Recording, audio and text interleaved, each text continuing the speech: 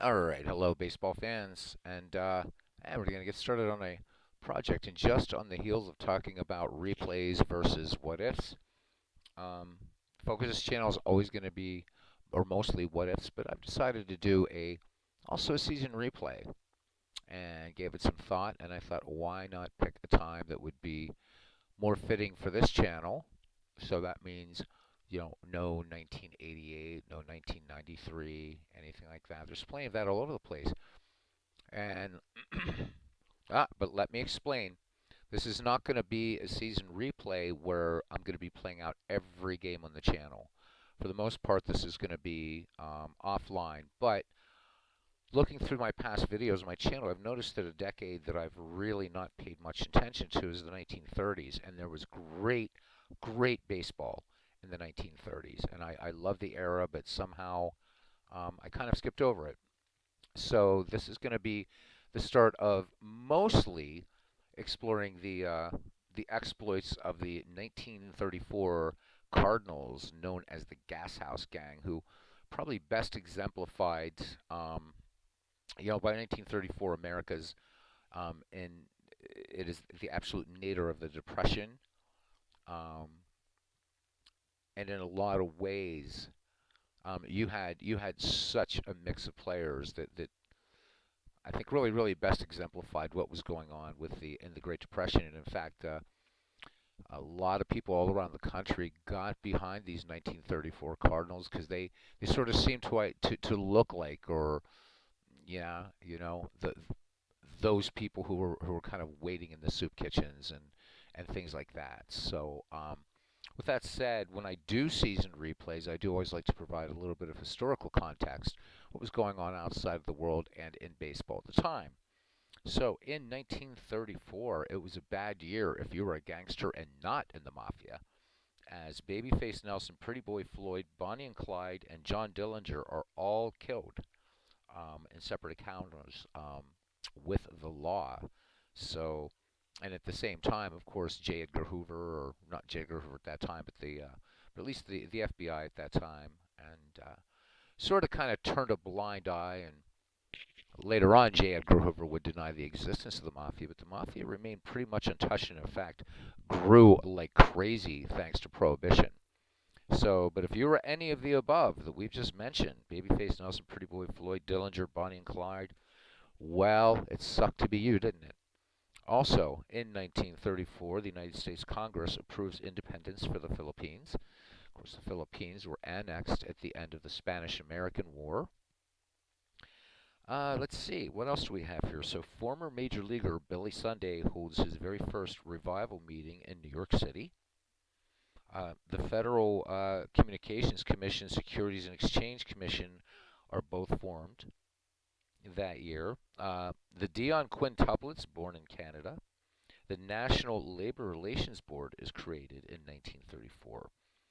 Um, and in a great tragedy of that year, if Prohibition and if the Great Depression weren't enough, the the Dust Bowl blows 300 million tons of topsoil into the Atlantic. And of course, great novel that talks about the Dust Bowl by legendary author John Steinbeck, The Grapes of Wrath. And a little island right off of San Francisco becomes known as Alcatraz. Or it's called Alcatraz. So Dizzy Dean famously says at the beginning of the 1934 season, he says, "It ain't bragging if you can back it up." He also predicts me and Paul, and that's his brother Daffy, will win 45 games this year. Well, Diz was off, but only just a little bit. So Daffy won 19 games and Dizzy won 30 for a total of 49 games between the Dean brothers. In January of 1934, there was a four-alarm fire. It took 5 hours. It was at Fenway Park. They were doing rehabilitation construction on the physical plant, and that was the second big blaze that happened in Fenway. The first in 1926. Um, in 1934, Babe Ruth took a $17,000 pay cut but even with that, remained baseball's highest player at $35,000 a season. So the Yankees originally offered Roof um, $25,000.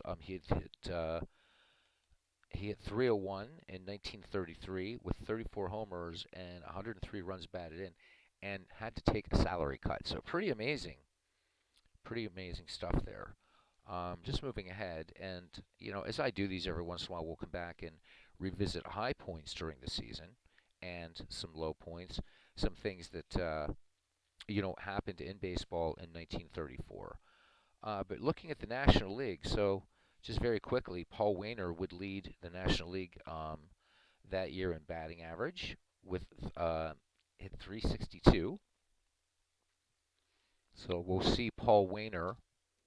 We'll see him actually probably in today's game as the Cardinals will take on the Pirates. What else do we have here? So Ripper Collins of the St. Louis Cardinals leads the National League in slugging average with a 615. Mel Ott, home runs with 35. The New York Giants will be seeing Mel Ott. Mel Ott also led the league that year in RBI with 135. Paul Waner with 217 hits. Stolen bases, Pepper Martin, the wild horse of the Osage, with 23 steals. Dizzy Dean, of course, actually led the majors, but in wins with 30. Also with 195 strikeouts. Carl Hubble of the New York Giants with an earned run average in 1934 of 2.30. Dizzy Dean with a winning percentage of .811. Carl Hubble with 8 saves, and of course the most valuable player, Dizzy Dean of the St. Louis Cardinals. We're also going to be visiting other teams, and among those will be the Detroit Tigers. The Tigers and the Cardinals would meet in the 1934 World Series. So in that year, the leader in batting average, Lou Gehrig, hit 363, so just a thousandth of a point higher than Paul Waner. Gehrig's slugging average was crazy, 706. Also led in home runs with 49, 165 runs batted in also. Charlie Gehringer of the Detroit Tigers would lead the American League with 214 hits. Billy Werber of the Red Sox with 40 stolen bases. Wins, Lefty Gomez for the Yanks had 26. Also, Lefty Gomez struck out 158 in 1934 and led an earned run average with a 2.33 and a winning percentage of .839. Jack Russell with the Senators led the league in saves, and the MVP in the American League was Mickey Cochrane of the Detroit Tigers. So we're going to see some great names as we go through the season, and again, most of this will be played offline, as I am not about doing these as played things in terms of slavishly following schedules. For other guys, I think that's cool that they do that. Additionally, I am not worried about doing as played lineups. I'm letting the AI take care of everything. This is just to have some fun. Just to have some fun. And so now, having said all that and doing a little bit of background on what was happening in the world outside and in baseball in 1934, it is opening day, and we'll see for the Pittsburgh Pirates, Heine Miney will start, and he will oppose the ace, Dizzy Dean. So settle in. Hope you enjoy it. We're going to hold off in the Ken Castro tournament until Cousin Ken gets back from Kansas City. Would rather not. He has a 4 a.m. Plane to catch, and so I don't want to keep him up for that. Do want to check one more thing, and Major League scores. So the Bucks right now leading the Cubs. Very good. Got to see what those Milwaukee Bums are doing, and then we will get on it. So they're playing Seattle. They're just in the warm-up phase right now. So, and big clue, Cincinnati Reds right now in the top of the fifth, 7-1 over the Kansas City Royals. So there we go, and let's go. All right, looking at the lineup for the visiting Pittsburgh Pirates, leading off in center field, Lloyd Waner. Batting second in left field, Freddie Lindstrom. Batting third in right field, Paul Waner. Batting cleanup at third base, Pie Traynor. Batting fifth at shortstop, the great Archie Vaughn. Batting sixth at first base, Gus Suhr. Batting seventh, second base, Cookie Lavagetto. batting 8th and catching, Earl Grace, and Heine Miney pitching and batting 9th. Pittsburgh Pirates had some very, very good teams in the 1930s. So it will be fun to see how my all-time favorite team, the Pittsburgh Pirates, fares in this 1934 replay. And now for the hometown Gas House Gang, St. Louis Cardinals. Leading off in center field, Gene Moore batting second at second base, the Fordham Flash, Frankie Frisch. Batting third today, interestingly enough. So Pepper Martin, the third baseman in the third slot, Pepper Martin would bat a lot of leadoff. Batting fourth in left field, Jack Rothrock. Batting fifth in right field, Ducky Joe Medwick. Batting sixth, Ripper Collins at first base. Batting seventh and catching, Spud Davis. Batting eighth at shortstop, Leo DeRocher. And batting ninth, Dizzy Dean. So this does use automatically as played lineups. So you're going to see a lot of movement throughout the replay, just done by the AI, drawing from a database of as played lineups. So let us get out to Sportsman's Park. It's raining, 60 degrees, and the wind blowing in from right at 10 miles per hour. Hope you enjoy the game. Again, one with limited appeal. I do know that. There is MV.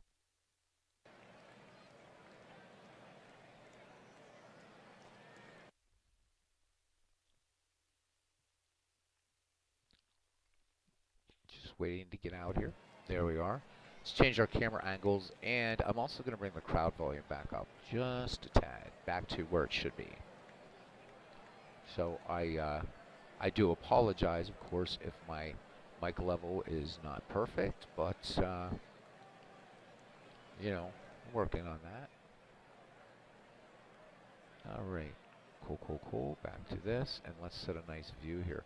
Thanks for coming in again. As always, I know that this is the baseball I do here is of kind of limited appeal, but appreciate you history folks coming in. All right, Hall of Fame center fielder Lloyd Wainer will start it off here. Stands in the box against Diz, and we are ready to get underway here. Sportsman's Park, 1934. A nice pan around. One of my favorite old ballparks in baseball. Sportsman's, always love. I don't know, there's just something about it's just such a great looking park. Here is the 2-2. Lloyd Wainer opens the season with a base hit to center field. So the Pirates with a runner on.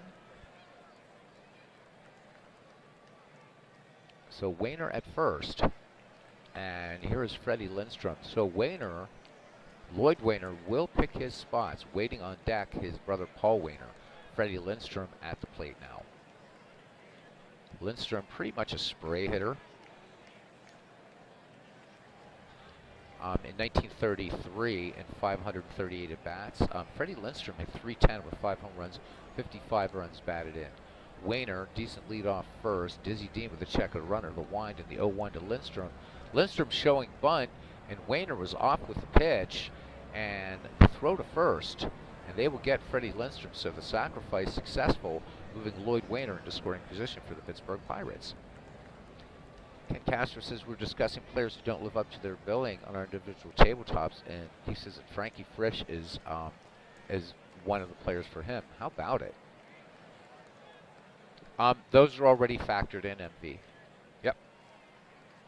So here is Paul Wainer, now the more famous, and many have argued the more talented of the two Wainer brothers, especially offensively. Defensively, Lloyd Wainer was a great center fielder, and still would take him on any modern roster today. But for Paul Wainer, as we said at the top of the broadcast, he would go on to lead the league this year in batting average among other categories.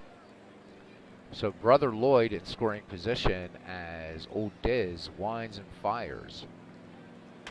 Paul Wainer swings, and this one was going to get down the line to right, just past Collins at first, and that's going to go for extra bases. Lloyd Wainer will come in to score. Paul Wainer is digging for 3. Here's the throw, the slide, and the tag, and Paul Wainer is safe. RBI triple, 1 down. Scoring brother Lloyd, and it is 1-0 Pittsburgh.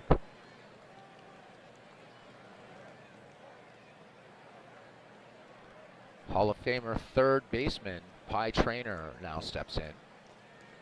Lloyd Wainer 90 feet away at first. Pirates tallying one here in the top of the first. Franklin Delano Roosevelt throwing out the first pitch later in Washington today. Dizzy Dean lets it go. Traynor swings, and just a little nubber up the first base line, and taking it to the bag himself is Ripper Collins. So 2 away, runner on third for Arky Vaughn, personally tutored by Hannes Wagner. Hannes Wagner, a coach on this 1934 Pittsburgh Pirate team. Arky Vaughn steps in. Dizzy Dean has the sign from Spud Davis.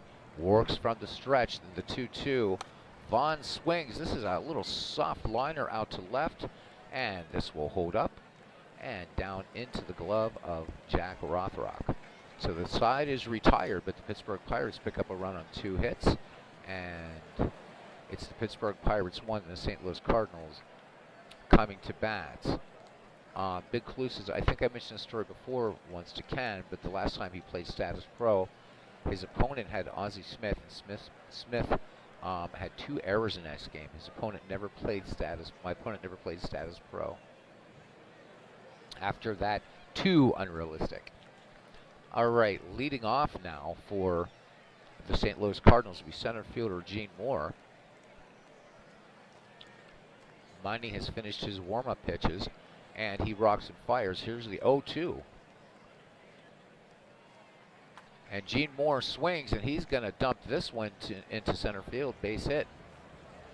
So the Cardinals, first hitter in their half of the inning, leads it off also with a base hit. Gene Moore, average speed at first, and here is the Fordham Flash, Frankie Fish. Great careers both with the St. Louis Cardinals and the New York Giants. And apparently an underperformer for cousin Ken Castro. Miney checks Moore at first, has a sign from Pirate catcher Earl Grace. Here is the 1-1 delivery, and there goes Frisch. He was off with the pitch, and it looks like we have a little carbon copy here of the Pirate first. So sacrifice by Frankie Frisch will move Gene Moore into scoring position. So the tying run on in scoring position for the Gas House Gang, and here is the wild horse of the Osage, Pepper Martin. Miney deals. Martin swinging on the first pitch. This one lined to right, but it's going to hang up there, and it will go right into Paul Wayner's glove. It was said of the Wayner brothers, the place where triples go to die. So a great outfield for these Pittsburgh Pirates, especially in center and right. Not to take anything away from Freddie Lindstrom's strong arm there in left field, but with Wainer patrolling center, Lloyd Wainer patrolling center, and Paul patrolling right. Stellar outfield, and that's something the Pirates as a franchise have always had. Great, great outfields. All right, so 2 away, Gene Moore remains in scoring position at second for Jack Rothrock. The left fielder stands in the left side of the box. Miney deals to him the 2-0, and Rothrock will send this out to center field, and this is going to get over the head of Lloyd Wainer, and the Cardinals are going to tie it up here in the bottom of the first as Wainer's throw gets in to the infield. So Rothrock getting good contact on that, picks up the RBI, and we are tied here in the bottom of the first as Joe Medwick steps in. Joe Medwick, a dangerous hitter. Miney ready to deal with 2 down and a runner on and a runner in. The 1-1 to Medwick. Medwick swings, and this one line to left, and this will get down for a base hit, and coming around to score in plenty of time is Jack Rothrock. And it's the St. Louis Cardinals 2, the Pittsburgh Pirates 1 here in the bottom of the first. MV's here in the chat tonight. Did a really, really wonderful broadcast on MLB The Show. It was a great help to me as I'm wanting to explore some rosters and eventually live call a few games. Not to do what Legends is doing, just to do a few games. I think it'll be really, really fun. But still looking for some cool rosters on there. And here's Ripper Collins. Superb power here. Excellent contact. 2 away, 2-1 Cardinal lead in the bottom of the first here. Opening day 1934. The 2-1 delivery. Medwick swings, and this one laced into center. Base hit. And the Cardinals come out swinging here in the bottom of the first. 4th base hit for the Gas House Gang now. Medwick on at second. Collins on at first for catcher Spud Davis.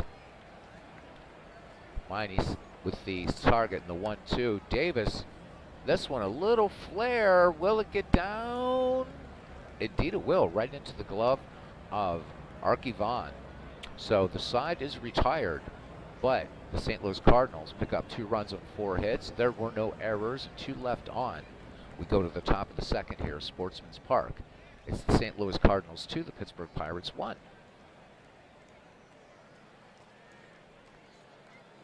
And leading off here, first baseman Gus Surr. And Gus Surr, at one time, held the record for consecutive games played. It was that, of course, was shattered by some New York Yankee. Trying to remember his name. Began with a G and ended with a G. So Diz ready to deal to Surr. Here is the wind and the full count to Gus Surr. Gus Surr swings, and this one line to left, base hit. This one hit pretty deeply, and Surr is going for second. Here's the throw in, the slide, the tag, and the Buccos with a leadoff double here in the top of the second. Third base knock for the Pittsburgh Pirates in this game, and a runner in scoring position, the tying run. And here comes Cookie Lavagetto. Lavagetto, of course, best known in his career with the Brooklyn Dodgers. Dizzy Dean has the sign from Spud Davis. Here is the leg kick and the 1-0 delivery. Lavagetto swings, line to center, and back on it is Merle Moore. So Gene Moore making the catch there, out there in center. And Gus Surr thought about third, but strong arm out there in center field. So 1 away for Earl Grace now. Buccos looking to get Surr in and tie this game up here in the top of the second. Dean delivers. Grace swings high, pop fly in the infield. Dizzy Dean ranging over into foul territory, but it will be the catcher Spud Davis to make the play. So 2 down, and the Bucks in danger of stranding a runner here in scoring position as the pitcher Heine Miney comes to the plate. Dean working quickly in the 1-2 to Miney. And Miney, big cut and a miss, steer right 3. Dizzy Dean dropping the curve. No runs, 1 hit, no errors, and a runner left on base to the bottom of the second. And it's the St. Louis Cardinals 2, the Pittsburgh Pirates 1. Here at Sportsman's Park, opening day of 1934. Leo DeRocher, who got his nickname from Babe Ruth, will lead it off. DeRocher followed by Dizzy Dean, and back to the top of the Cardinals order, and Gene Moore. Heine Miney works to him now. The lip swings, and this one grounded to first, and Gus Surr will take it 3 unassisted for the first out here in the bottom of the second. So MV, I really do appreciate your broadcast. The only thing that will happen is if you get a copyright strike, by the way, it will just mute those parts of your broadcast. So, but glad you found where to turn down the sound in MLB The Show, because even that walk-up music, even though it doesn't violate U.S. copyright, they will ding you for that as well. So it's just best to play it safe and turn the music off. Besides, we'd rather hear your dulcet tones anyhow, my friend. All right, old Diz to lead it off here. Or, I'm sorry, batting second here in the inning. 1 away. Miney deals the 1-2. And Dean swings, fly ball, center field, and camping under it, and making the catch is Lloyd Wainer. 2 up, 2 down here in the Cardinals second. We're back at the top of the order. Gene Moore, who's 1 for 1 today. He opened the Cardinals season with a single. Miney works to him, the 1-2. And this one popped on the infield, and should be no trouble. Camping under this one and making the play is Cookie Lavagetto. So side retired. The Cardinals go quietly. We go to the third, and the score remains the Cardinals 2, the Pirates 1. Back at the top of the order now, Lloyd Wainer, who started the season with a single. Dizzy Dean has struck out a batter thus far. No walks through 2. Dean delivers the 2-0 to Lloyd Wainer. And Wainer swings, and this one out to the gap and left, but it's going to hang up there. And trotting over and camping under that one and making the catch is Jack Rothrock. So one away here in the Pirate third for Freddie Lindstrom. Lindstrom with a sacrifice last time up, moving Lloyd Wainer to second. Diz works. Lindstrom swinging the first pitch, popped on the infield. Dizzy Dean looking at an easy inning here thus far. And Ripper Collins makes the catch for out number 2. Paul Wainer now. He is 1 for 1 with a run batted in. RBI double for him back in the first, making it 1-0 Pirates. Dean sets and fires the 2-0 to Paul Wainer. Base is empty. Wainer swings. A little dribbler back to the mound. Dizzy Dean taking his time, fires it on to Ripper Collins at first for the 1-3 putout. So the Pittsburgh Pirates go in order, and we go to the bottom of the third here on opening day. It's the St. Louis Cardinals 2, the Pittsburgh Pirates 1. The Fordham Flash now stepping in. Frankie Frisch, sacrificed back in the first. Moving Gene Moore to second. Miney sets and fires the 2-1 to Frisch. Frisch swings. This will be a base hit into center field as it gets down in front of Lloyd Wainer. So Frisch aboard. And definitely some speed here on this St. Louis Cardinal team. So Frisch, always a threat to steal. So Earl Grace will need to keep an eye on him, as will Heine Miney. Here is Pepper Martin now. Martin 0 for 1. Miney checks the runner Frisch at first. Gus Soro holding him close. Here's the pitch. And Pepper Martin sends this one to right field and ranging toward the line, and can of corn in right field for Paul Wainer. That's the first out of the inning here as Frankie Frisch retreats back to first. Stepping in now, Jack Rothrock. He's 1 for 1 with a run batted in for the Cardinals. 2-1 your score in the bottom of the third. Miney delivers the 2-2.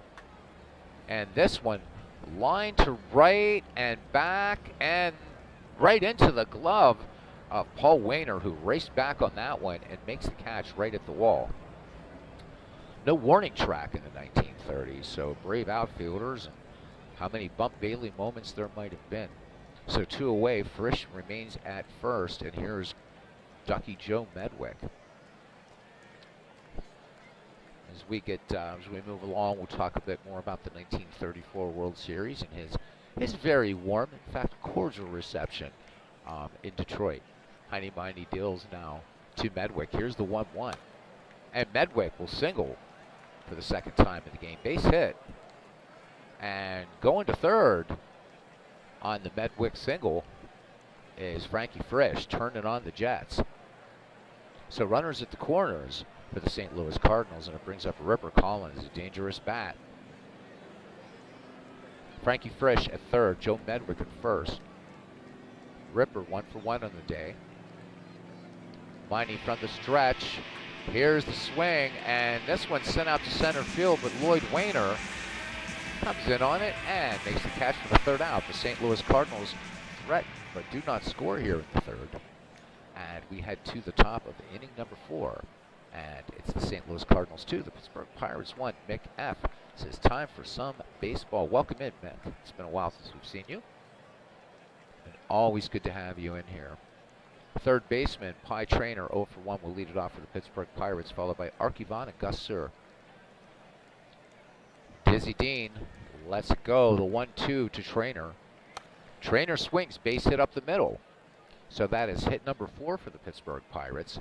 And the Bucko Hall of Famer third baseman aboard.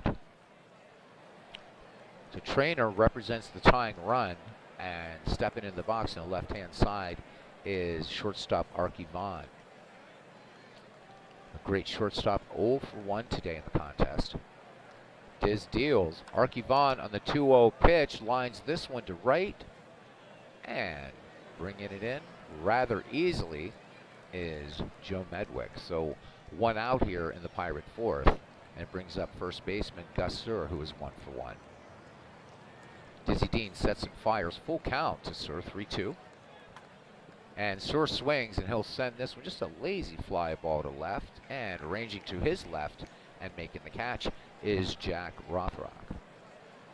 So 2 away, and Cookie Lavagetto looking for an opportunity to even up the Bucks here in the 4th. Lavagetto 0 for 1.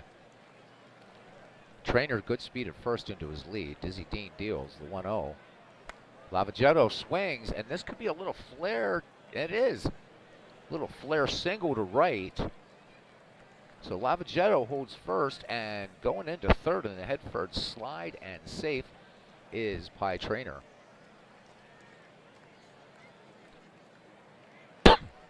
So the Pittsburgh Pirates threatening with 2 down here in the top of the 4th. Forward catcher Earl Grace. Grace digging in on the left side of the box. Pie Trainer at third. Cookie Lavagetto at first.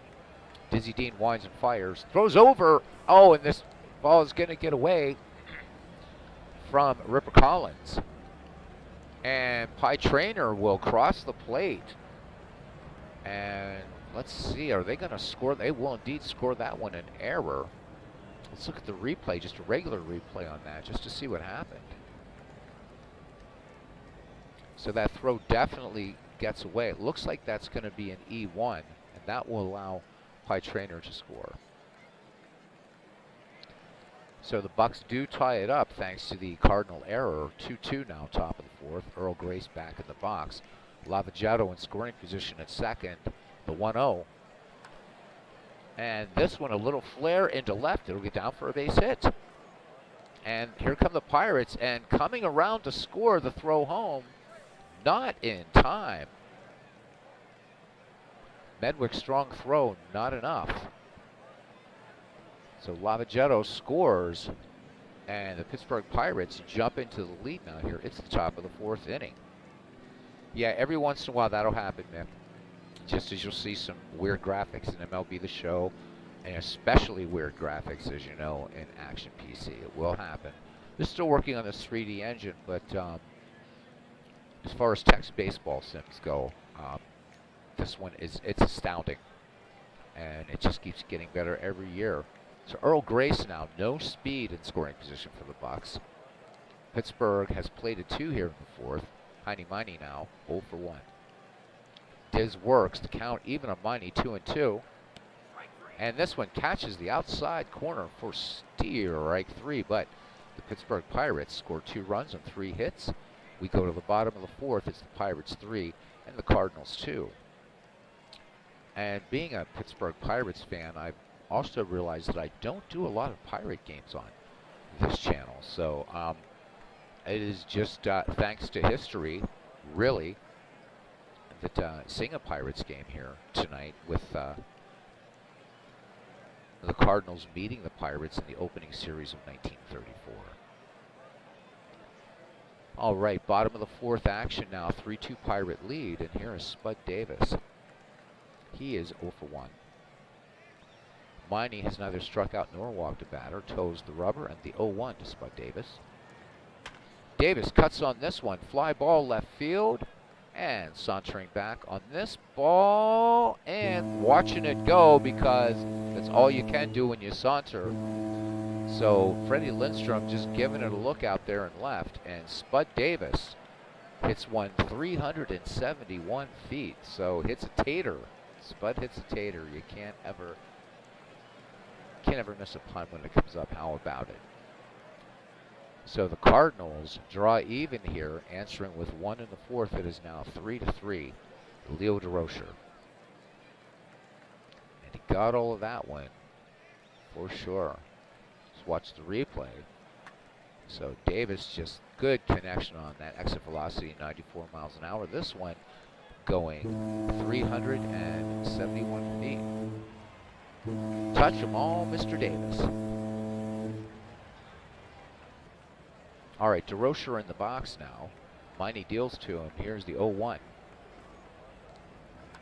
DeRocher swings, line to center field, and this one is going to get down for a base hit. This one getting over the head of Lindstrom in left field. So DeRocher pulling him with the double, so back-to-back extra base hits for the St. Louis Cardinals. And that will be hit number 8 for the Cardinals. So the go-ahead run now in scoring position, and here is Dizzy Dean, who is nothing for 1. Miney sets and fires the 0-1 to Dean. Dean shows bunt, and that one in there for a strike. 0-2 now.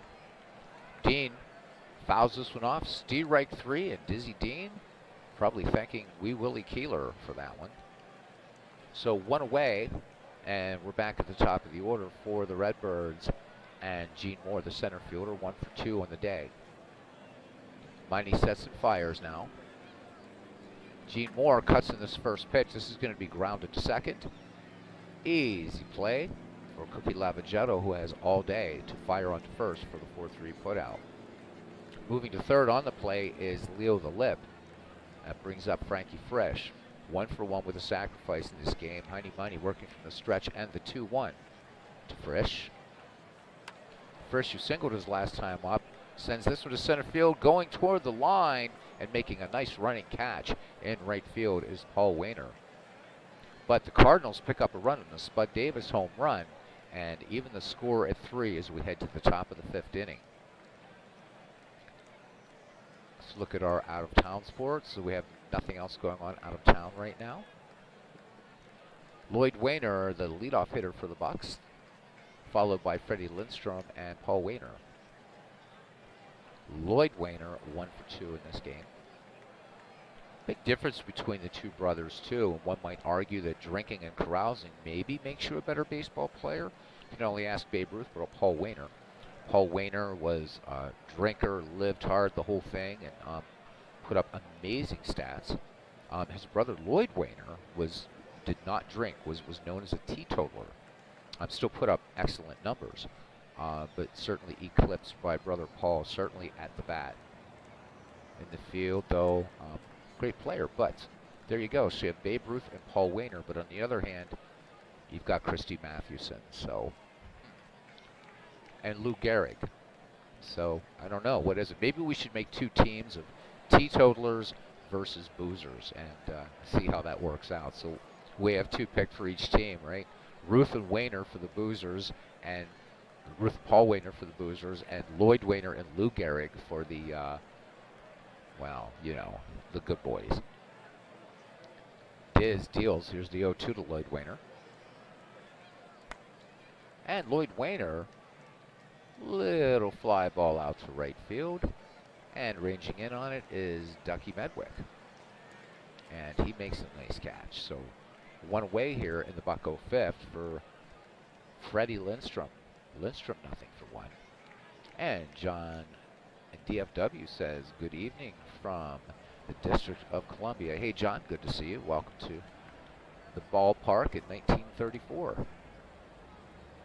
For a rather not largely featured on the channel, but this is an actual replay that I'm mostly doing offline, and we'll be simming most of it. But occasionally, just doing a replay, wanting to get on the other side of the fence every once in a while. All right, Freddie Lindstrom now, he is 0 for 1. Dizzy Dean winds and fires to Lindstrom.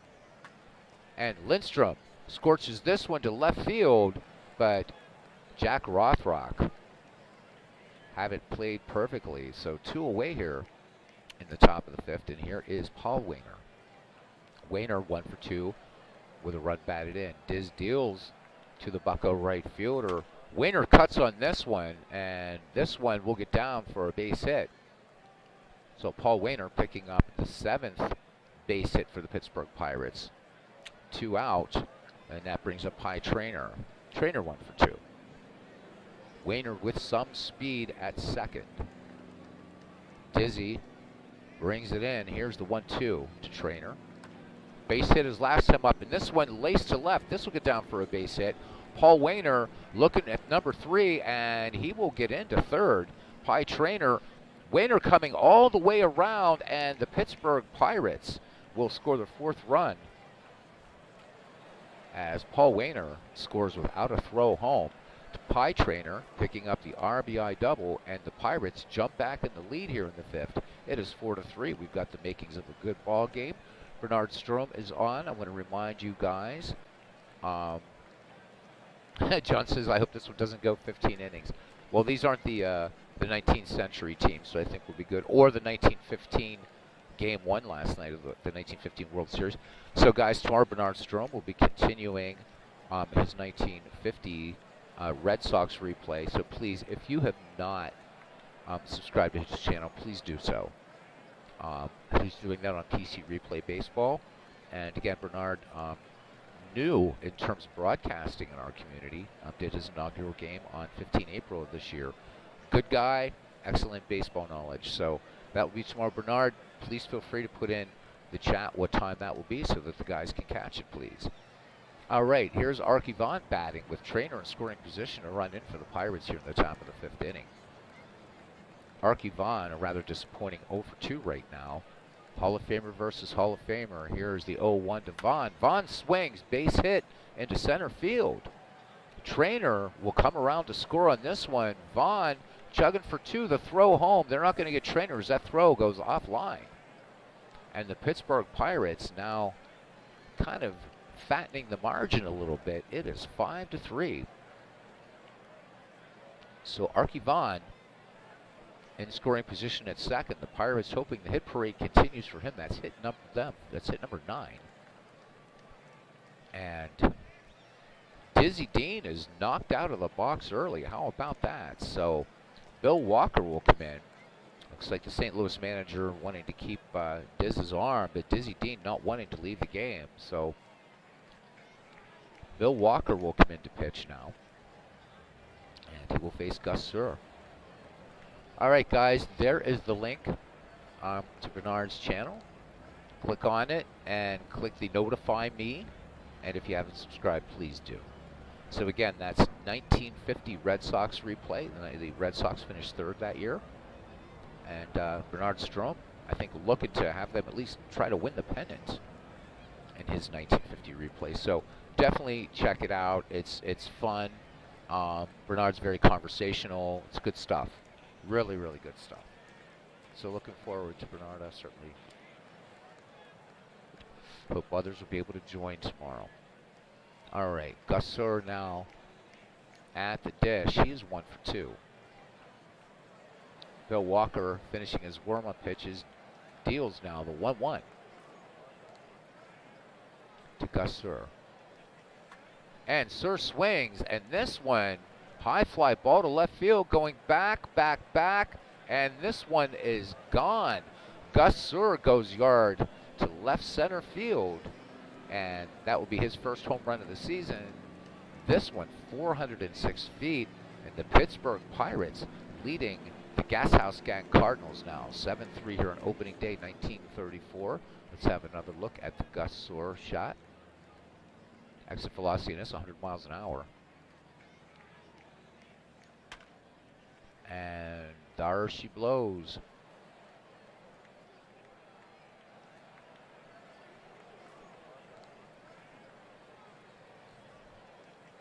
So as Gus Surr trots around the bases, I want to thank you guys for coming in and supporting again something that's rather kind of I guess limited appeal, 1930s baseball. And here's Cookie Lavagetto. Lavagetto 1-for-2 for the Bucks.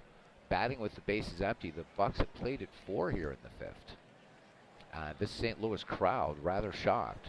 Bill Walker deals.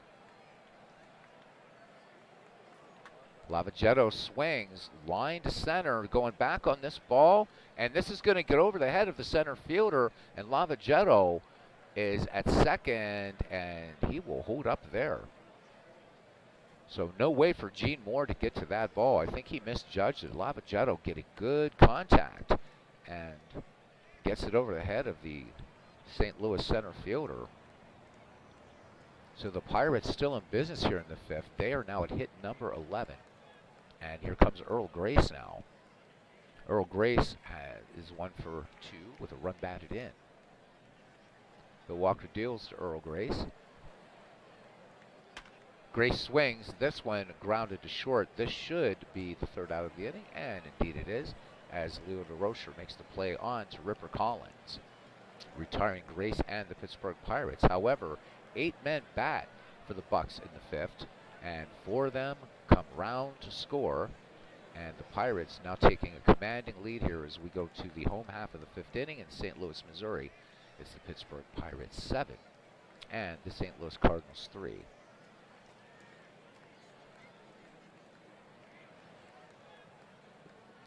Ooh, wow. That is a great question, Bernard. And a lot of people have asked me that through the years. As we go on, well, we'll talk about it a little bit.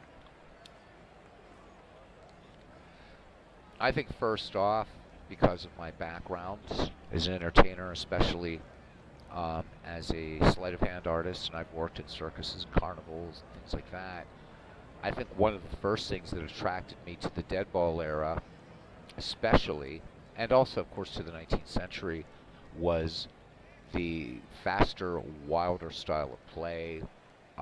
The way that it was really on the fringes of society, and just what I've done as a musician and the things that I've done and in magic.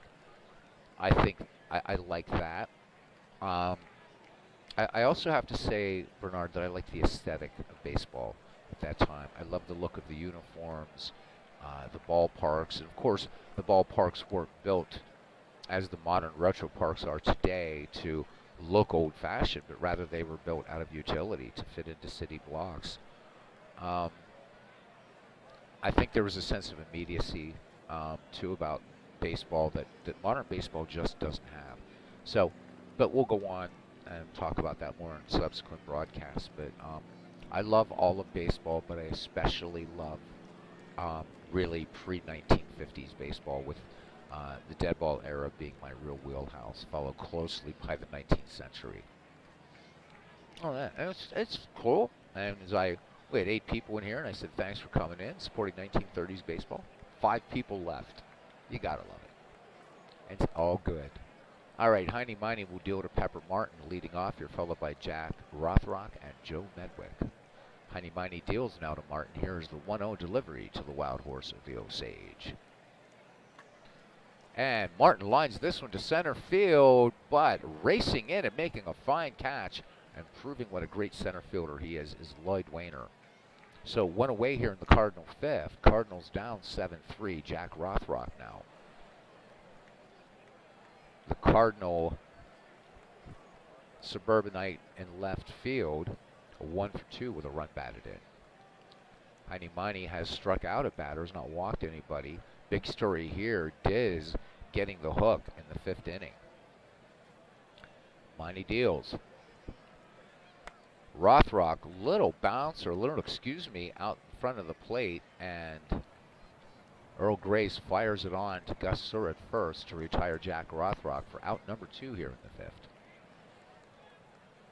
I guess my return question would be, out of curiosity, is largely for the community, what is it about pre-1950s baseball that maybe keeps you guys from, and don't take this the wrong way, that keeps you guys from kind of exploring it and, you know, messing around with it in your replays? In fact, Bernard, I think right now, other than myself, you're doing the most distant replays. So here I am, I'm doing 1934, and of course the McGreevy League and the dead ball tournament. You're doing 1950, right? So what, 72, 73 years ago. So just kind of curious what it is that keeps people from pre-1950s baseball.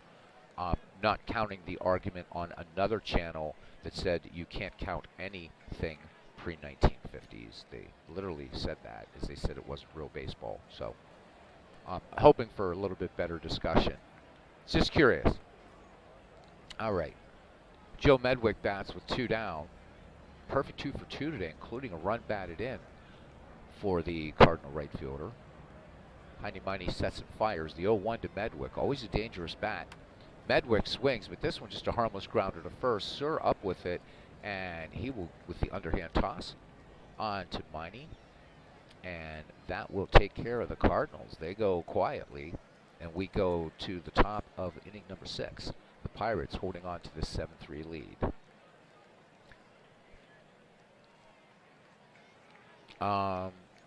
Big Clue says, what is about 2011 Cardinals prevents a certain someone from being interested? Well, I think we know that. Of course, we know, and he's such a good guy. Such a good guy. Huge Cardinals fan, and big war gamer, and board gamer, and all kinds of gaming goodness. And really just a great guy in the community. But yeah, and he staunchly he just does not want to go back to early baseball, like, at all. I think the earliest replay, Big Clue, I've ever seen our friend do is 1989. So that's pretty much ancient history there for him. But again, I love the fact that people love all eras of baseball. It's just that it kind of surprises me that there's just kind of one channel in our little community that explores this. Our Red Sox fan will kind of, he'll mess around with it occasionally. Usually playing a Red Sox team against, like, the 1929 A's or a team from the dead ball era. I know Anthony loves dead ball. He's the other one, but that's about it that I can think of. All right, Bill Walker deals now to Miney. Here's the 1-1 pitch. Miney swings. Harmless grounder to short. The lip up with it onto the ripper. And that'll be a 6-3 put out and 1 down. Back at the top of the order now for the Pittsburgh Pirates, Lloyd Wainer, who's 1 for 3. Bill Walker with a 3-1 to the Bucco center fielder. Here it comes. And this one missing outside. Fastball well, a little bit off the corner there, and Lloyd Wainer is aboard. Bernard Strom it says, as a manager, I feel more comfortable making decisions using players that you've seen play and know their capabilities without having to look them up. The 1950 replay of separate players you don't know. That's an excellent answer. I like that. I like that answer. That's a great one. Good answer. Big Clue talking about our good friend says Macy's not interested in the run of Redbirds of the 80s, right? Or the 64, 67, 68 Cardinals. Absolutely. Yeah, and of course we're talking about ID Jester, just a great guy, and but his resistance to older baseball is almost legendary. Well, Ken, I appreciate you at least tolerating some 1930s baseball as well. I just feel this is a neglected decade, and some great, I mean, just legendary players and teams throughout the 1930s. All right, Freddie Lindstrom batting with 1 out here. Paul Wainer waits on deck. Lindstrom, nothing for 2, hoping to get on the Bucco hit parade here. The Bucks 7-11-0. The Cardinals 3-8-1. Walker deals now. And Lindstrom is, oh, well, Lindstrom's not going to get on the hit parade, but we have an error by Pepper Martin making the nice stop, but bad throw to second. This one goes into the outfield. So Wainer will move to second, Lindstrom at first. The Bucks with 2 ducks in the pond, just 1 out, and here comes Paul Wainer. Paul Wainer outpacing his brother by 1 hit. He is 2 for 3 with a run batted in. Oh, the 1939 Sox. So, Bernard, thank you for that. He says watching this stuff, this channel, is making him more interested in pre-1950 seasons. He said he may do the 1939 Red Sox next. The rookie year of Teddy Ballgame. So there you go. Ted Williams makes his entrance, and that's the year that Lou Gehrig makes his exit from playing baseball. I wonder if in a brief time, and I'd have to look this up, if the Yankees were, you know, because Lou Gehrig, did he not, he took himself out of the lineup, I believe, in, was it July of that year, 1939? And of course, a very much weakened Lou Gehrig at that point, but to think about this, there are some of you in this chat, right, that, right, Williams played from 1939 to 1960. So there is not only that connection, of course, that you have to Ted Williams, but also to Lou Gehrig, which is kind of cool. So the guy that you might have been watching at Fenway Park in 1960 once shared a field with the Iron Horse, and I think that's amazing. How baseball makes those connections and reaches back across the generations. Another reason I love it, Bernard, the pre-1950 stuff. Actually, to be honest with you, pre-1960s, I really don't. I don't do a lot of 1950s baseball either, and I know I should, but we'll get there. I know players from the era, of course, a lot of them. The 50s decade, I just don't do it a lot here because it more resembles today's baseball to me. 1950s baseball, I think. You know, the big, load them up, hit the home run type thing, more long ball. Lloyd Wainer at second, Freddie Lindstrom at first, one away. Here's Paul Wainer now. Bill Walker deals.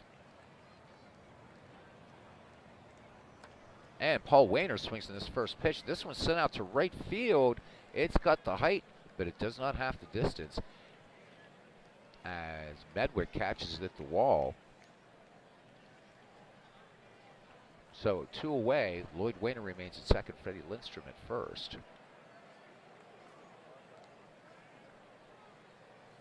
And that brings up Pie Traynor. Pie Traynor is 2 for 3. Run batted in. Walker deals. The count even on Traynor at 2-2. Traynor doubles his last time, and this one just a fly ball to center field. And bringing it down is Gene Moore for the third out. So the Buccos get 2 base runners, but do not capitalize. We go to the bottom of the 6th. The Pirates still leading 7-3 over the St. Louis Cardinals, our Gas House gang that will be following through this 1934 replay, as well as a few other teams. We'll look in on the Giants, the Pirates, the Yankees, the Tigers. So hope you guys will enjoy it. A nice little slice of Depression-era baseball. So Bernard Sturm says, as a Red Sox fan, we sort of like to forget most seasons between 1919 and 1946. But you know what, Bernard? If you're talking about exploring older seasons, go back to the great dead ball teams that the Red Sox had in the teens. I mean, 1912, 1915, 1918. I mean, you had the Red Sox. And I don't know really. I don't know a lot. I mean, there's so many Red Sox fans here. I'm not sure how much Red Sox fans are aware of their own franchise history, but while you had that large drought, certainly not as long as the Chicago Cubs, but long enough. But you have such a rich history in baseball, even though you guys didn't make it to the World Series. After the 1918 World Series, so many great teams, an unbelievable amount of great players. I wonder if the average Red Sox fan, if I'd walk up and say, yeah, tell me a bit about Harry Hooper, if they would know who Harry Hooper was. So Boston has a great heritage, and it'd be nice to see Red Sox fans kind of go back and explore those great teams, great players that you've had decade after decade after decade. All right, Ripper Collins leads it off here in the bottom of the 6th inning. Collins 1 for 2. Heine Miney in there, staying in for the Bucs, and the favored Diz gets the hook back in the 5th. Miney toes the rubber, and the 0-1 to the Ripper.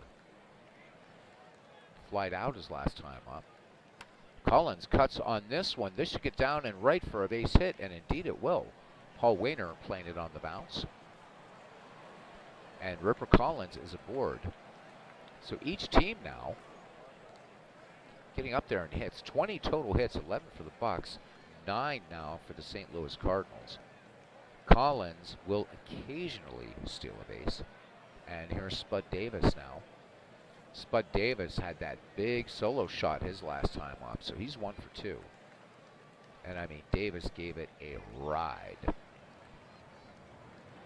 That was back in the 4th. Davis swings, high fly ball right field. Paul Wainer ranging toward the foul line, and this one is off the wall.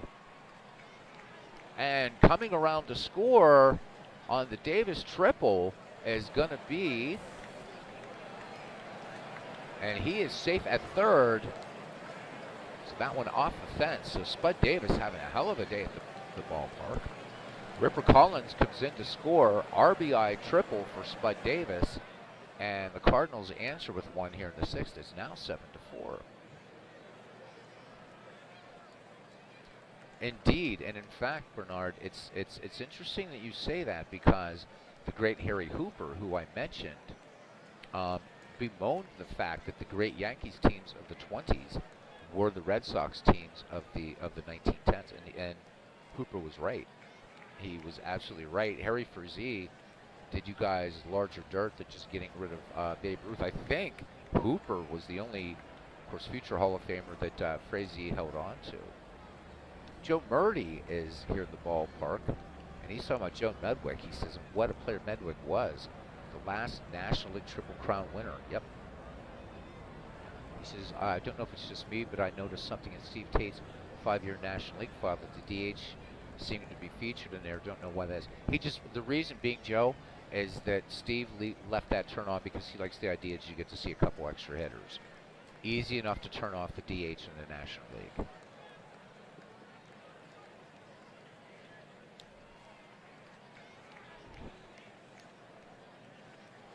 Would have loved to have had you do an interview with Harry Hooper. Very, very well-spoken man, excellent writer, very smart. And you can read Harry Hooper's accounts of his rookie season with the Red Sox. And great player, Harry Hooper. In fact, Ken, please correct me if I'm wrong. Isn't he one of the players wasn't he interviewed by Lawrence Ritter and Glory of Their Times? I can't remember the names of all the players in that stellar book. I thought Harry Hooper was one, but I could be wrong. All right, Heine Miney working from the stretch here. And here's the 2-0 delivery to Leo the Lip DeRocher. DeRocher swings, liner to left. And Freddie Lindstrom makes the catch, tagging at third, and coming in to score is Spud Davis. So the St. Louis Cardinals inching closer here, plating 2 here in the sixth. Pirates now holding just a 2-run lead, 7-5. And here's pitcher Bill Walker. He's been on relief for Diz. The 0-1 to Walker. Walker swings, and I mean lines this one to right, but Paul Wainer ranging to his right, catching that sinking pill. So the Cardinals with 2 in and 2 down, and here's Gene Moore. We're back at the top of the order for the Gas House Gang. Miney bearing down. Here's the 1-2 to Gene Moore. Gene Moore swings, lines this to center field. Lloyd Wainer ranging back, now in on it, twisting around the ball a little bit, and makes the catch for the final out. But the St. Louis Cardinals get 2 runs and 2 hits. There were no errors and nobody left. We head to the top of inning number 7. It's the Pirates 7 and the Cardinals 5. Joe Murdy says, "Hey Beatles, you should go get a Century Baseball lore. I read that when I was a teenager, all this baseball stuff lately got me thinking of it again." So, yeah, I mean, I'm sorry, but there is no sport, no American sport that has the rich history of baseball. And I know, Joe, you say you're a fan of the dead ball in 19th century. And, got a lot of guys in here that are fans of all eras, and even the guys that are, like stick to kind of the eras everybody comes into this channel, part of this family, really knows their baseball and love it, and I learned so much from everybody. And I had forgotten, actually, that Joe Medwick was the last National Triple Crown winner, so thank you for reminding me of that.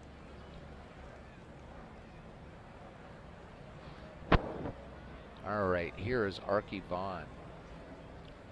Vaughn 1 for 3 with a run batted in. And a lot of discussions about great shortstops. Archie Vaughn nowadays doesn't always surface in the conversation, and really should be.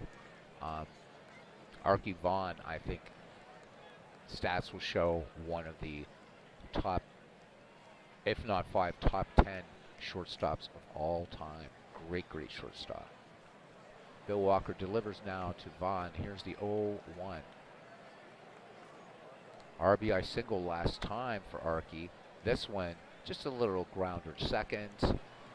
And Frankie Frisch will send that on to first to retire Archie. 1 up, 1 down here in the Bucko 7th for Gus Suhr. And the Bucko first baseman, 2 for 3, including a home run. 2 runs batted in for Gus. The southpaw has the sign from Spud Davis. Here's the wind and the pitch to the Bucko first baseman. 2-run homer for him. Suhr swings this time, base hit, right field. This one past Ripper Collins at first. So Gus Suhr on, and that will be the 12th Pirate base hit here in this opening day. Cookie Lavagetto, 2 for 3. Stands in the box. Bill Walker with a check of Gus Suhr over there. Ripper Collins not playing too closely with Suhr, not known as a base sealer. 3-2 pitch. This one missing inside. Lavagetto draws the walk. Good eye up there. That's the second free pass issued by the Cardinal pitcher. And that brings up catcher Earl Grace. Grace 1 for 3. He's batted in 1. Gus Suhr at second. Lavagetto at first. 1 away here in the Bucko 7th. Bill Walker deals the 2-2 pitch. Earl Grace swings, and this one sent deep to center field, going back on it.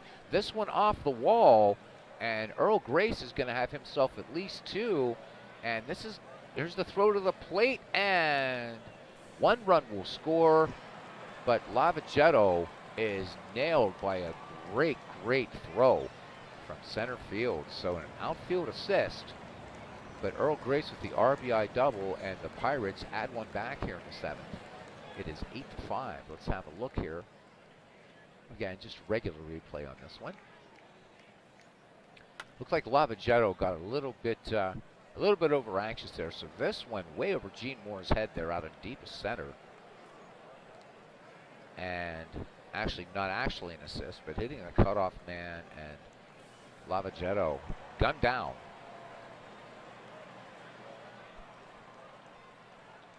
So great play in center field, but the Bucks do get 1. 2 out now, and we will see a pinch hitter. So Heine Miney's day is done, and coming in now is Tommy Favenow. Favenow would see action for the Pittsburgh Pirates throughout 1934 as a pinch hitter. Earl Grace at third.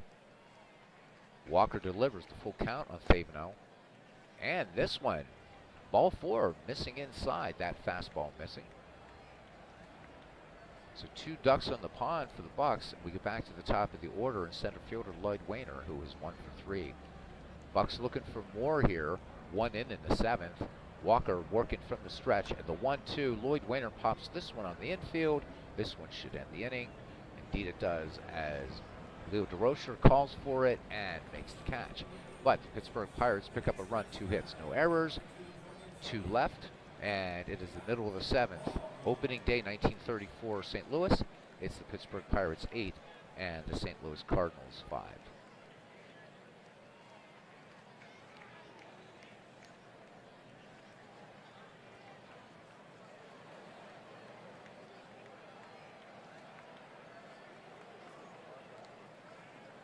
All right, we're back. Joe Murdy talking about a Century Baseball lore. This is the beginning of that one. Features something about the 1894 or the 1890s Baltimore Orioles outfield. Crazy stuff. Joe, if you could find it on audiobook, there's a great book called Where They Ain't, and it is about the specifically the 1894 Baltimore Orioles, which we have in a tournament on this channel. It's an absolute great read, so I hope you can find that one on audiobook. It's a great read. So, a Century Baseball lore. I will definitely keep that one in mind, Joe. Thank you very much. And Joe, this is your, I don't know how many times you've been in here, but like I do for everybody else, the sound cut out, because that's what Out of the Park does when you go to another screen. So Joe, you're a moderator on this channel now, so that means you can help take care of the rubbish when it comes in, but also you want to post some links to some baseball resources or what have you. It's my way of welcoming you to the family. As Big Clue says, that indeed Harry Hooper was interviewed by Lawrence Ritter. So thanks, Big Clue. To my shame, it's been a while since I've read Glory of Their Times. I need to go back to it. But right now, reading Baseball in the Garden of Eden and also Tales from the Deadball Era. So a little sidetrack, but I've got to get back to.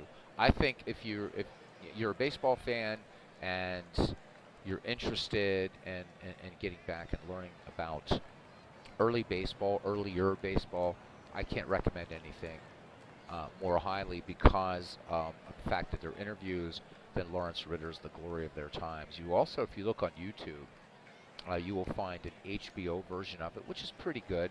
It's also available in audiobook, and he interviews, Harry Hooper.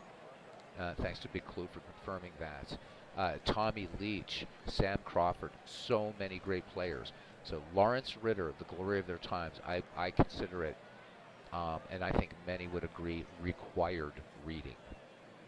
All right, Red Lucas here comes on in relief for the Pittsburgh Pirates, and he will face the number 2, 3, 4 hitters of the St. Louis Gas House Gang lineup, Frankie Frisch, Pepper Martin, and Jack Rothrock. The Fordham Flash, 1 for 2 in the game. Red Lucas finishing his warm-up pitches will deal now to Frisch. The 2-2 pitch coming from the righty. Frisch fried out his last time up. Swings on this one. Liner to center. Wainer will play it on the bounce. So Frankie Frisch picking up the 11th base hit for the St. Louis Cardinals now. So the speedy Frisch aboard, and that sets the stage now for Pepper Martin. Pepper Martin has been hitless in 3 attempts. The delivery, and Martin shows bunt. The count now 0-2. The 2-2 pitch. Lucas, a little flare into center field. Lloyd Wainer running in quickly on this ball and makes a fine running catch. So little poison with a lot of range out there, coming in and making that catch. 1 down. Frisch gets back to first. And here's Jack Rothrock. Rothrock has batted in 1 for 3. Lucas with a check of Frisch at first. Here's the 0-1. The runner does not go. Rothrock grounds this one to short. Vaughn up with it, and they will turn the 6-4-3 double play. Pitcher's best friend to end the inning. Vaughn to Lavagetto to Sur. That does it in the 7th here for the St. Louis Cardinals. They get a hit and nothing else. And we go to the 8th, and it's the Pirates 8. The St. Louis Cardinals 5. And Todd B. joining us here at the ballpark. We see him all too seldom. Good to see you. As Ken Castro says, he confirmed it before, and he said only because he read that interview with Harry Hooper about 5 days ago. So yeah, guys, the glory of their times, Lawrence Ritter. And then, once you get hooked, then you read Crazy 08. So many other great books, certainly, but Crazy 08, one of the best books that you can read about the deadball era. And the one I'm reading now is really kind of wonderfully deep book for its small size. Tales from the Deadball Era. Fun stuff. All right, Bill Walker will face the number 2, 3, 4 hitters for the Pittsburgh Pirates. Freddie Lindstrom, Paul Wainer, and Pie Traynor. Walker deals. Here's the 0-1 to Freddie Lindstrom. Lindstrom cuts on this one, and good contact. High fly ball out to center field. But camping under it and making the catch, Gene Moore on the run. So one away, not to take anything away from this Cardinals outfield. Fine outfield as well. Pirates probably a little stronger, but still quite an excellent outfield here for these St. Louis Cardinals. Here is Paul Wainer now. Big poison, 2 for 4 with a run batted in. Walker sets and fires the 1-2 to Paul Wainer. Wainer cuts on this one. She get down for a base hit center field, and indeed it does. Hit number 14 for the Pittsburgh Pirates with 1 out. Wainer making the wide turn at first will hold there, and that brings up Pie Traynor, 2 for 4 with a run batted in. Pirates with a chance to get more on the board here. The 2-1. Pie Trainer sends this high fly ball to center field and ranging to his right and under it and pulling down that can of asparagus. Although who would eat asparagus out of a can is beyond me, is Gene Moore. So getting back to first is Paul Wainer, and that will bring up Arky Vaughn, 1 for 4. Arky Vaughn, an RBI back in the 7th. The 2-1, Vaughn swings. This one lined to third, and a diving catch by Pepper Martin. Great play by Pepper Martin at third to take care of the Bucks. We go to the bottom of the 8th, and the Pittsburgh Pirates still lead this one 8-5 on opening day. The number 5, 6, 7 hitters due up for St. Louis: Joe Medwick, Ripper Collins, and Spud Davis. Pretty deep lineup when you've got Medwick and Collins batting in the 5 and 6 slots. So Todd B says, what the holy crap is the emotes on the side of the screen now? Oh, you're talking about on YouTube? I have no idea. Huh. Wouldn't surprise me. YouTube likes to change things up. How about it? All right, Joe Medwick leads it off here. Red Lucas on in relief of Heine Miney. So the Pirates, scoring looking for them first. 1 in the first, 2 in the 4th, 4 in the 5th, 1 in the 7th for the hometown Cardinals.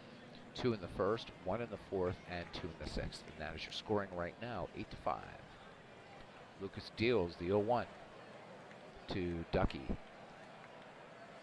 Medwick cuts on this one. This one lined to the gap and right. This will get down for extra bases. Medwick tearing around first. He's going to make second as the throw comes in from Paul Wainer. Just in time, too. I mean, Wainer. I mean, good peg out there from right field. Medwick wins this race. So leadoff double for Ducky Medwick, and here comes Ripper Collins now. Collins, 2 for 3 in the game. Swing of the bat, and the Cardinals are within 1. And Collins is the man that could do it. Red Lucas with the 0-1 and the stupid music. Harmless grounder to short. And up and over from Arky Vaughn to Gus Suhr. So yeah, I've got to find that sample and take it out. It just does not work for these time periods. All right, Spud Davis now. 2 for 3. Home run in this game. Red Lucas deals with 1 down to Spud. And Davis grounds this one deep to short. Arky Vaughn to Gus Suhr. High throw. Suhr able to pull it down and get to the bag. Out number 2. And pinch hitter now for the St. Louis Cardinals in the number 8 slot. Ernie Orsatti will come in. Orsatti bats from the left side. Decent contact, below average power for Orsatti. 2 away. Lucas with the delivery. Orsatti cuts on this first pitch. This one sent to left field. And waiting for it is Freddie Lindstrom, and he will close his glove around it for out number 3. We go to the 9th. No runs, a hit, and no errors, and a runner left in scoring position. Pittsburgh still leading here, 8-5. In the 9th, Gus Suhr, Cookie Lavagetto, and Earl Grace due up for the Pittsburgh Pirates. There's Aaron Reed. That music can be annoying. Doesn't fit the times you're playing it right now. I know. I need to get rid of that. Last night we were doing the 1915 World Series, and but I guess that's left on because, well, most people don't play in, you know, the 1910s and the 1930s and what have you. So it is a little bit breaking, but then immersion breaking. But I think more so if you're playing just on your own, it's like, oh, stop. All right, Gus Suhr has had a great day at the plate. Could be in line for MVP in this game if the Pirates win this opener. 3 for 4. Big home run. 2 runs batted in for the first baseman. Bill Walker staying on in relief. And 3 1/3. He's walked 3 but has not struck out anyone. Dizzy Dean getting hooked back in the 5th. Walker deals to Suhr. Here it comes. First pitch swinging. This one lined to right and knuckling, but making a great play out there in right field is Ducky Medwick. This one's starting to tail away from him, but Medwick able to get to that ball and pick it off a tall blade of grass. So one away for Cookie Lavagetto, 2 for 3. Walker into his one. Full count now on Lavagetto. Walked his last time up. Lavagetto swings, and this one, high fly ball center field, and this is going to get right into the glove of Gene Moore. Looked like he didn't have it, but Gene Moore reaching out and making the catch and keeping his balance out there in center. So good play by the Cardinals center fielder. And here comes Earl Grace now. Earl Grace part of this Bucko hit parade, 2 for 4.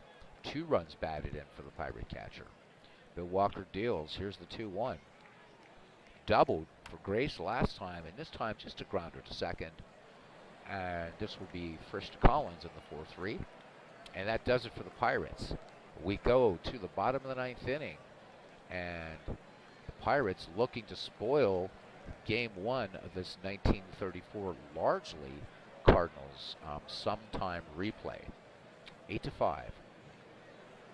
So Bill Delancey, pinch hitting, will lead it off here for the St. Louis Cardinals, and then we go back to the top of the order, Gene Moore and Frankie Frisch.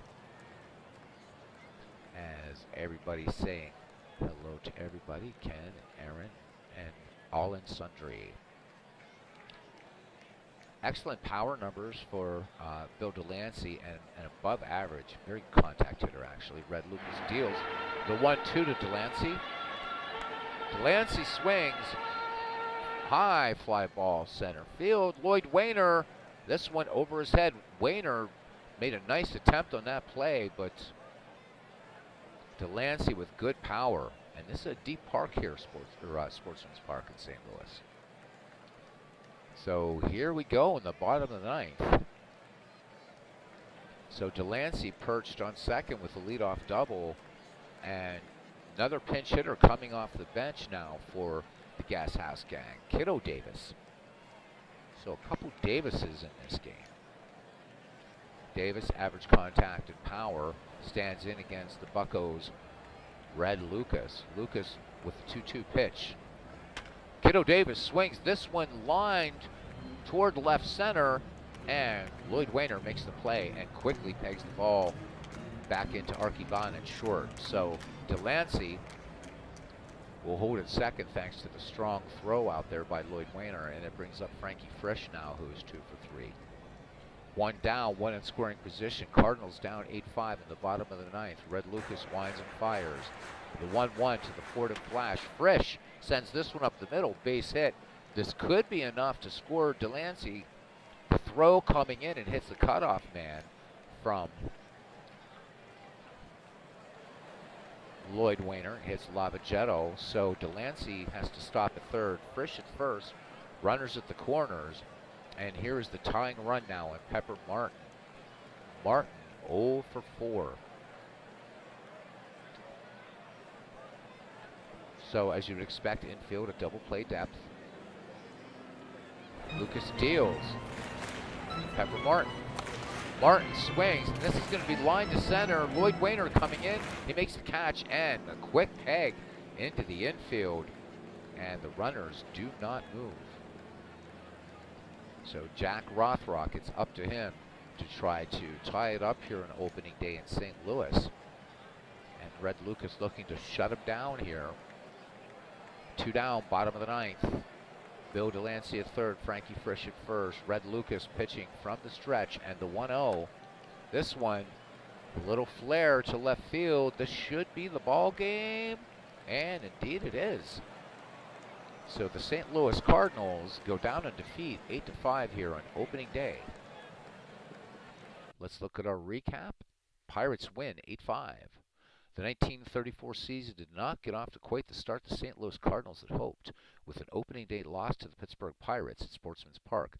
The final score 8-5. First baseman Gus Seurer, so he gets the MVP, was the top performer for the Pirates. Heine Meine got the win, improving to 1-0, pitched 6 innings, given up 10 hits and 5 runs while striking out 1 and walking nobody. Save goes to Red Lucas. So with Pittsburgh leading 5-3 in the top of the fifth, Gus Surr hit a curveball from Bill Walker for a two-run shot. It was his first homer of the season, and put the Bucks ahead 7-3. So that pretty much does it. It's an opening day game, so I'm not going to go too much into to depth, except or too much into what happened in the game, except to say that Diz, an inauspicious beginning to the 1934 season here, struck out only two and only went 4 2/3 innings. So that does it here in 1934, and we will just go ahead and autoplay to the next game. Boop. And we'll look at our standings after opening day.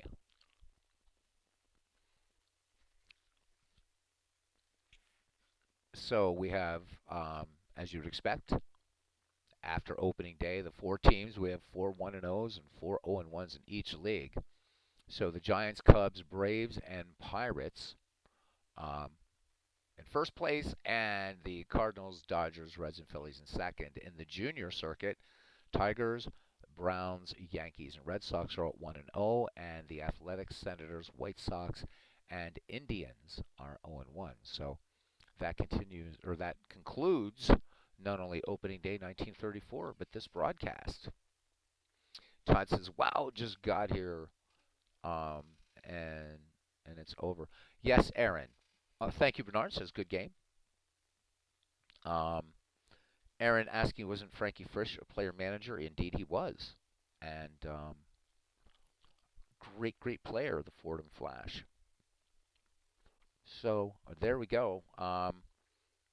Coming up, we have, of course, Game 2 of the 1915 World Series. That first one went 15 innings, and the Phillies taking that from the Red Sox. We will be continuing the Ken Castro League once he returns from his trip.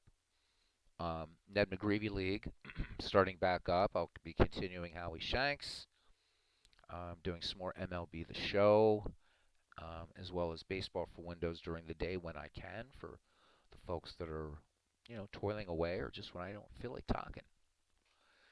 Be showing Don Broad Baseball. I just sent some feedback to Richard. I do like the changes. He has listened to some of the community's concern when I first showed the game, and hoping, he says another patch is forthcoming. I think what I'll do is when the next patch comes and give it a shot, then that's when we'll do our sort of side-by-side comparison with Don Broad Baseball and Digital Diamond, as they are sort of similar hybrid games, I guess, if you will, serving as either a bridge or however you want to, say between cards and dice and digital. So that is it. I also have the 1971 World Series queued up to do at some point here on Out of the Park Baseball. And still figuring out a way to sneak in Diamond Mind on this channel. I still want to put it on here, but don't know how to do it except to maybe get some guest broadcasters to come in and just read the fun play-by-play because it is excellent. Let me check Major League scores here really quickly. So I hope you guys are doing really well. And Todd, haven't seen you in a while. I know you've been put through the proverbial ringer. Oh my goodness! Now I shouldn't have looked. See, now the Cubs have just pulled away from the Pirates, bottom of the eighth, and the Cubs 10-6. But let's see how those Cincinnati Reds are doing. They're maintaining 7-3 lead over the Kansas City Royals. The Padres 2-0 over the Cleveland Guardians. And Ken's Phillies 2-0 over the Diamondbacks. So, let me see. Let's look at any finals that we have. Poor Detroit, they fall 10-7 to the Braves, and then 6-5. So they drop a doubleheader to the Atlanta Braves. All right, so Minnesota does the Pirates a favor and defeats the Milwaukee Brewers 4-2. We can somehow come back against these Cubs. That would be really nice, wouldn't it? And let me see. Okay, and of course our other moderator, his team is leading the Angels 6-1. All right. Oh, that's a nice idea. Bernard. He was thinking of doing Diamond Mine Baseball's radio podcast with sound effects. What a brilliant idea! If you're thinking about doing that, I'll hold off doing anything then with Diamond Mine because I would love to catch some good Diamond Mine action. And I think the thing that hurts it is, there's no animation. There's also just no sound. But it's such an incredible baseball simulation. Todd B, I did not pick up Super Mega Baseball yet. I do plan to, um, but yeah, right now, my time is being sort of taken up with some other stuff in terms of not only the baseball or MLB the Show. I'm loving that, but really working on Magic again and digital art. And I want to start this new YouTube channel. I just don't know. I don't have a name for it yet, and I'm dying to because I want to play. I want to show off some cool stuff I've been playing on there, non-baseball, as well as other things that we'll get into in that one. So I'm ready to go. I just don't have a damn name for it. And there's Legends Sports Universe. Legends, thank you. Legends saying good evening to everybody. Legends, thank you. I didn't know um, as far as not only how voice broadcasting and that works on PS5, but even more importantly, I'm a PC gamer, so. But more importantly, I want to thank you just for everyone just fielding my questions about MLB The Show. Again, that was a game that I slept on for far too long, thinking it was just an arcade game, and now I'm just. So one of the reasons why I'm cutting out early tonight, guys, is I'm gonna take a deep dive into MLB The Show and start playing around with different rosters. I want to start learning how to move players around in rosters, just things like that.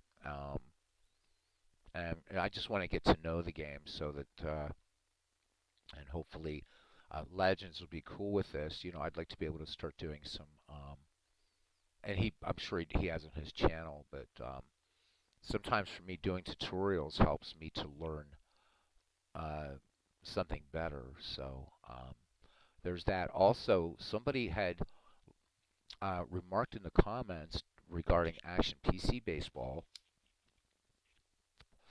and I believe he's a new subscriber to the channel, that he's having trouble with logos sticking in Action PC Baseball. So there are two possible answers for that, and I've seen them both happen. So, and I'm sorry I don't have my dashboard up right now to get your name, but hopefully I'll go back and address this to you. So there's two possible reasons. Um, it's very easy to forget to click OK when you select the logo in Action PC Baseball. If you're doing customized logos, sometimes if that logo is a little bit, its dimensions are wrong, it won't display. And actually, there's a third reason. Sometimes you'll hit OK, that logo won't stick. Just go back and do it. And you can always exit Action PC Baseball. It saves whatever you're doing at that time. Every time you hit the OK button, every time you do a play in game, that's a save. So let me know in the comments, because I can't look at you. I can't get your name up while I'm doing a broadcast, and I'll be glad to look more deeply into the issue for you. I know you're doing the 2023 projection season in Action PC. So, oh yeah, Bernard saying about make a dead ball league. Oh my God. Yeah, Legend says it'd be super easy, time consuming.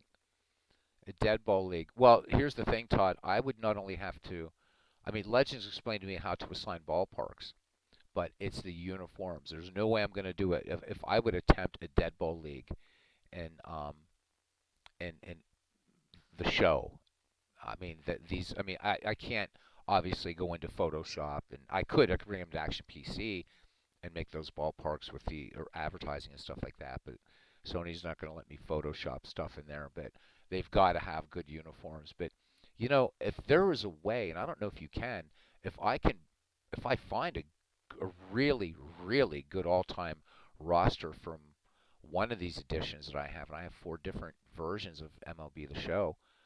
If I could find a really robust one, I could do it.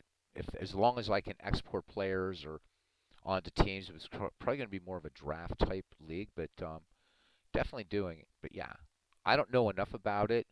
I know Legends could probably do it. It'd be like Bob's your uncle, but for me, whew, wow. Yeah, you can. You can. As Bernard also reminds me, don't forget the sliders. Absolutely. I have a lot. Again, I'm so new to that game. I have so much to learn. And again, would have never crossed the Rubicon had Legends not shown me that, in fact, you can spectate the game, you can play it as a management sim. So, yeah, I'm probably going to go. I mean, I know there are some I know, like, so, the usual suspects from Deadball are in there. So, I've seen, Ed Roush, Hannes Wagner, Rube Waddell, Christine Mathewson, Pete Alexander.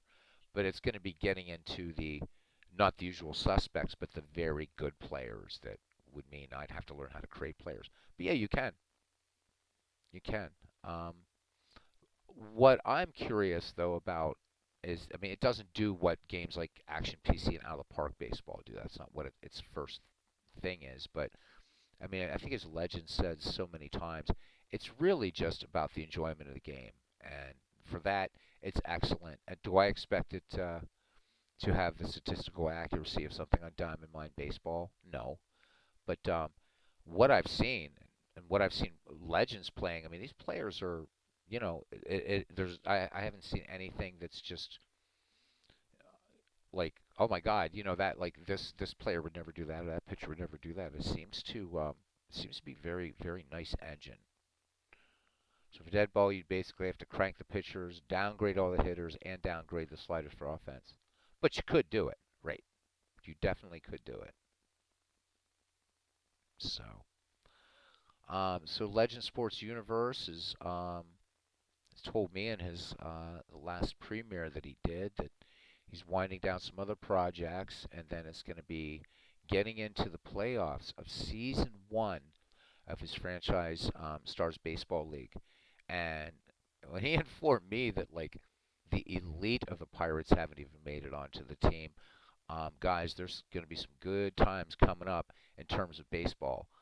As far as the other sports that Legend does, I don't watch them, but I know he does a great job. So, um, you know, check it out. Check all these guys out that make content.